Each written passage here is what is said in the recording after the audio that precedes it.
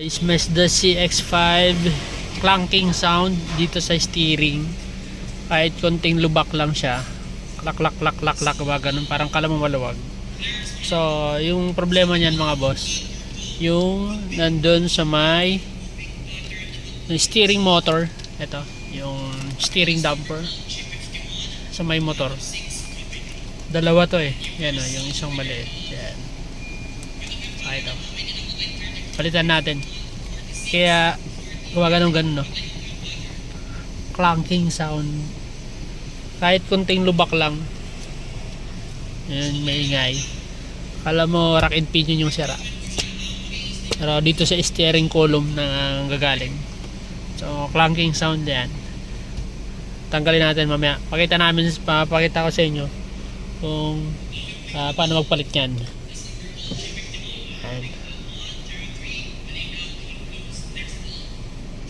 Kita ko sa inyo mamaya. Pananggal to. Tanggalin natin. Napatay muna natin guys. Yan.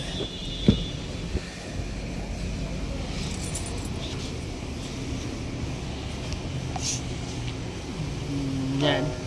Dito kasi yung steering motor niyan. Yan. Tatanggalin natin to. Nakita ko sa inyo maya maya. Dito yung steering motor, EPS, electronic power steering.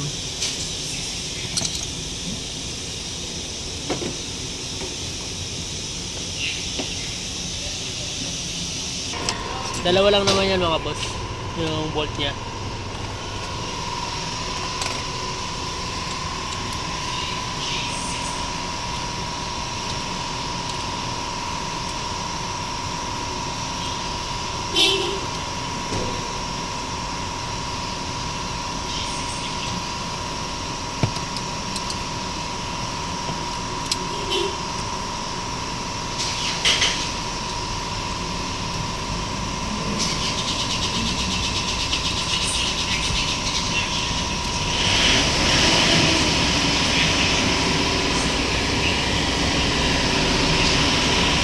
Kaya natin kung basag na.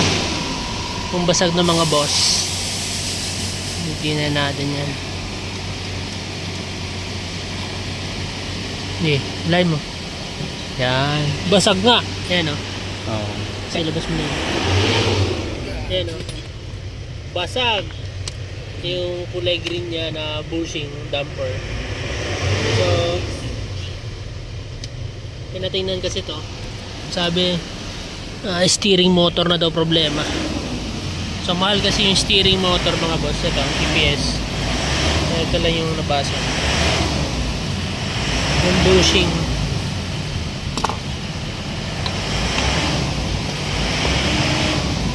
Ano, naiwan siya.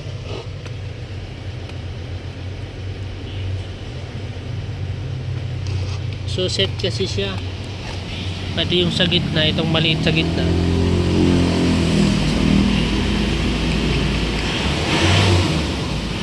Pwede mo yun, yung bago dun sa may cambio. Yung bushing na kulay green.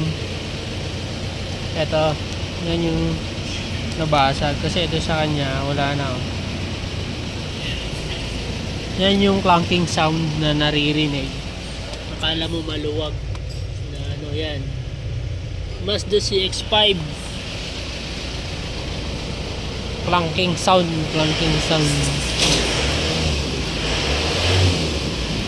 Yan na, linisin mo na yun, pasalpak natin to.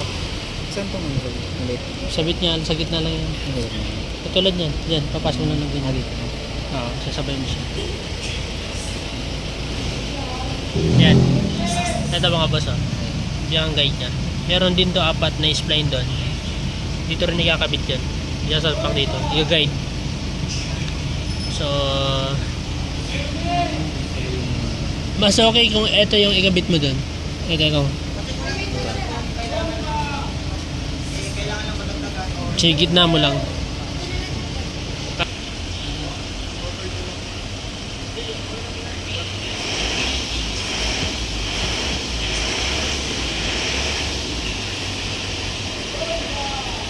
matigas. Mm. Yan mga boss, nakabit na natin. Niigpitan na lang. Medyo ingatan lang yung bushing, kailangan sakto dun sa sa guide, kasi pag hindi possible mabasag yung bushing pag pinersa natin na sinalpak yung motor. So kailangan na naka-align siya, kasi plastic lang to mga boss eh. Ano, possible kung hindi man sentro pwede mabasag ulit. Medyo ingatan lang. Goods sa goods na to mga boss. Steering damper Mazda CX-5. Testingin muna natin kung meron pa ba.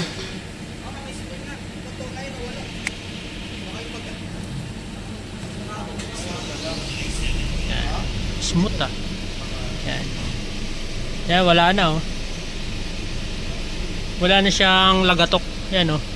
Tak tak tak tak tak tak tak tak tak tak tak tak. Wala nang ganun mga boss. Smooth na siya. Yun, bushing lang. Baka madali ng EPS ang mahal. So yun, goods na po mga boss. Please subscribe to my channel. God bless.